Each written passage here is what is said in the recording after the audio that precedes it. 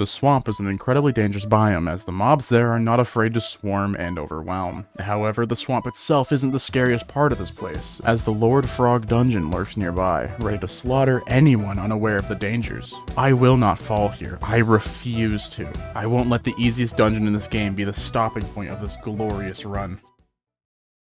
Hey, it's Hiron, and welcome back to Voxlblade Deathless, the series where I attempt to beat the entirety of Voxlblade solo while never dying. Before we start, did you know I have a Discord now? If you're interested, consider joining with the link in the description below. Along with that, I'd like to thank the channel members who make everything here possible. So thank you to my superfans Jet, Advor, and Makeshift, and as well as my supporter Pixel. If you'd like all these cool perks as well as some cool badges, consider joining the channel. And of course, if you don't want to do that, subscribing to the channel is free and helps out the growth of the channel majorly. Anyways, with all that out of the way, let's dive straight into Voxlblade Deathless.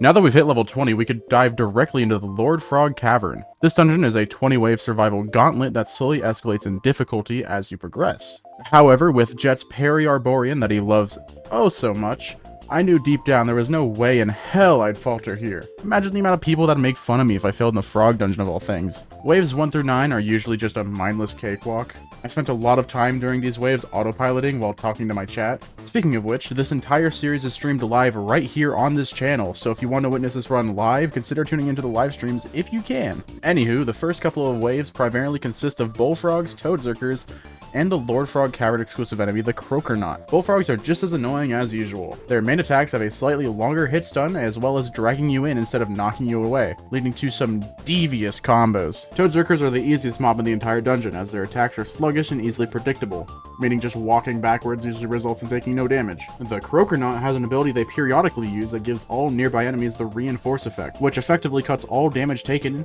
in half. Early on, the negative effects of this ability aren't as impactful, but later on, the Crokernaut are paired with the nefarious Dragagators and begin to cause a couple problems. For $1,000 or 1,000 subs? The 1K. Come on, man, you learned it in school. You gotta add the units.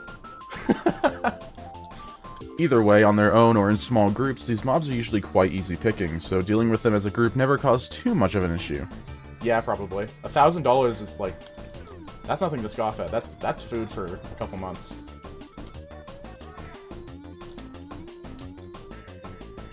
Hello, strongest medic. Welcome to the stream. Oh, I looked at chat. Look at me go. Worst streamer NA. Looked at chat and almost died, for real. Totally didn't take like 4 damage. Go serrated if you were doing bleed.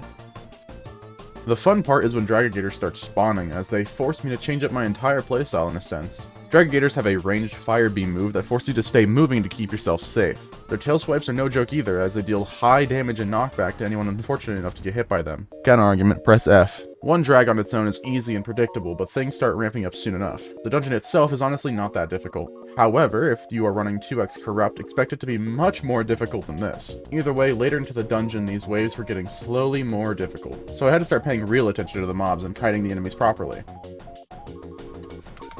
That's the hard part. Lord Vayne. Lord Vayne's just a tough boss in terms of soloing.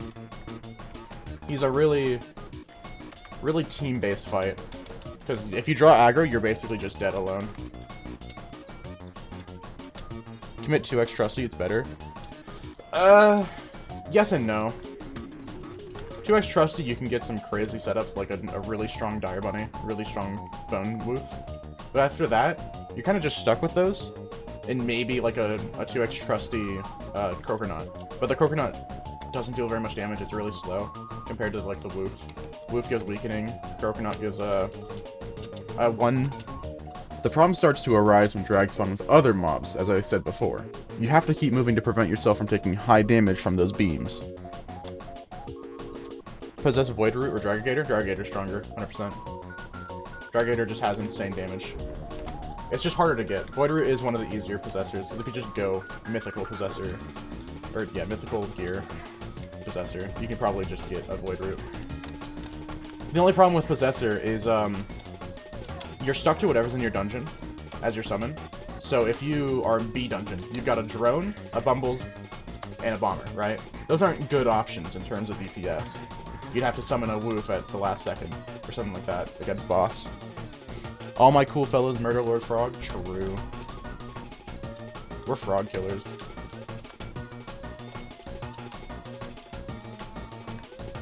Soccer or football? Soccer. One of the more annoying waves is wave 14, in which you are absolutely just swarmed by Croconauts. This isn't a difficult wave per se, but the absolute massive mobs that spawn along with the damage reduction they give just turns the wave into an absolute slugfest. Void Root, they're little chompies, make them run around.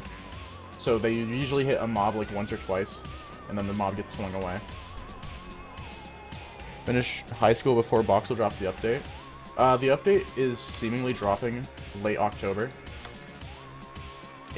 It's either going to release before Halloween or with the Halloween update. He said it in sneak peeks recently.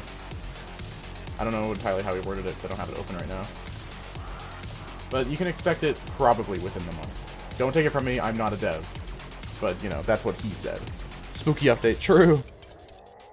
Wave 16 is a fun wave, however, as it mixes toads, croconauts, and drags, making this the actually kind of interesting wave. It has some backbone to it. My only problem I have with this dungeon is how slowly the difficulty rises, as it truthfully only gets entertaining at around wave 16 to 17. I have probably one of the worst DE builds known to man, and it's totally not because they are all scrap DEs that I got the most in.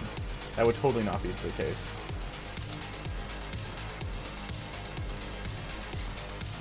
I use Warp on my Winterwolf, it's also weak as hell. Yeah, that's the problem. Is Warped, if you don't have a perk that scales incredibly well with being Warped, there's no point of running Warped. Like, the Curse Flame. Curse Flame build. Oh, ow, that hurt. The Curse Flame build runs Warped. Primarily because of the, ow. Okay, hold on. I actually need to think for a second.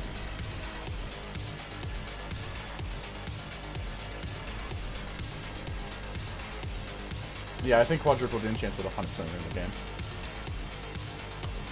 Not only that, but they would be so incredibly rare that like only the hyper rich people would have them. Because keep in mind, most TEs are traded for TEs. That's how rare they are. They don't really have a real value per se. They do, obviously. They have a value. But most of the time, people don't trade. Ow, Brill for Brill. Or TEs for Brill. Get the drag leader down. Focus on the drags, we were about to get 2 more lives. True. Ouch.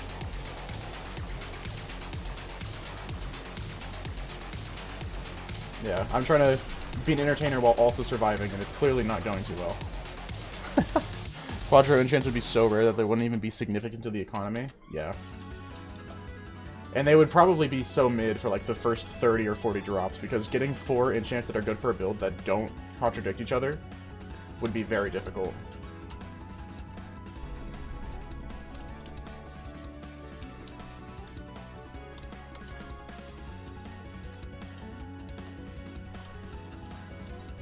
Live with glory and die with silly. Yes. Live by that. Die with silly. Yippee! Despite my previous statement, however, wave 18 is where the difficulty goes back to literally nothing, as Toad Zerkers aren't problematic here, as well as only 1 Dragator instead of the previous 2 the other waves had. This dungeon, in my opinion, is the worst of the 3, and as a lot of the dungeon is just waiting for something to happen. It's slightly more entertaining with all mods, but other than that, it's never been my favorite. Restored Worthless are the only enchants that have priority for some reason. No, others have priority. The priority, I believe, is right to left. What are those? What is that emoji? Smiling yellow smile. Trophy yellow smiling. Well, congrats on breaking the chat box. You haven't slept in like 20 hours. You should probably go to bed. If I had to guess. I'm not your dad or anything, but if it were up to me, you should probably go to bed. Some random guy's YouTube stream is not more important than, you know, an actual restful night.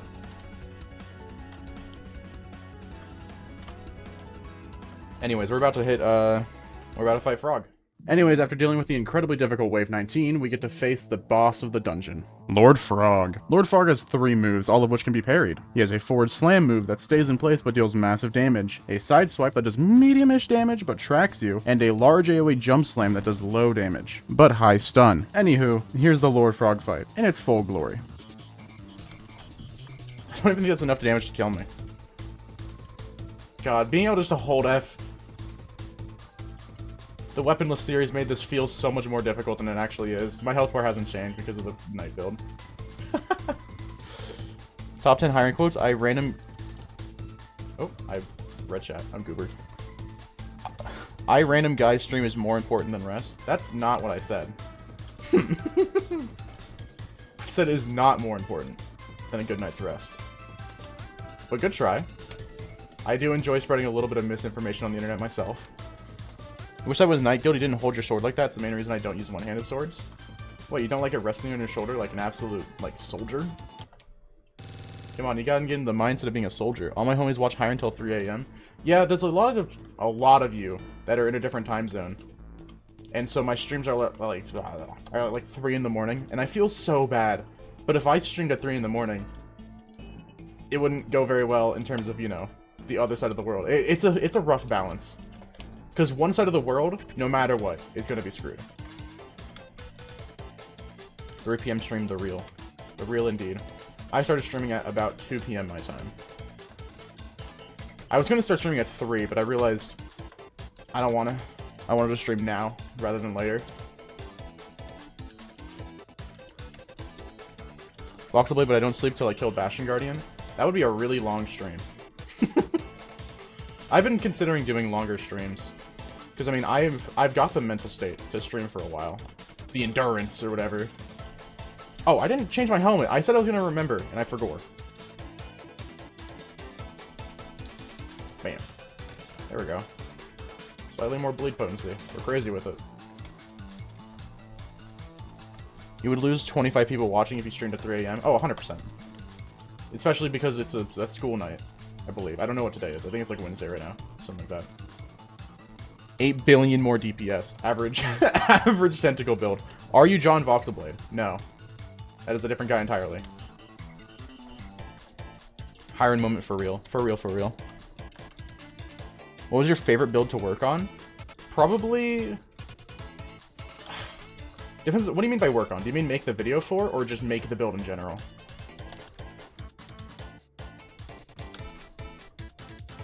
Because that is an important part of making a build, is the video as well. Because if I don't like the video, the build also kind of... Making the build?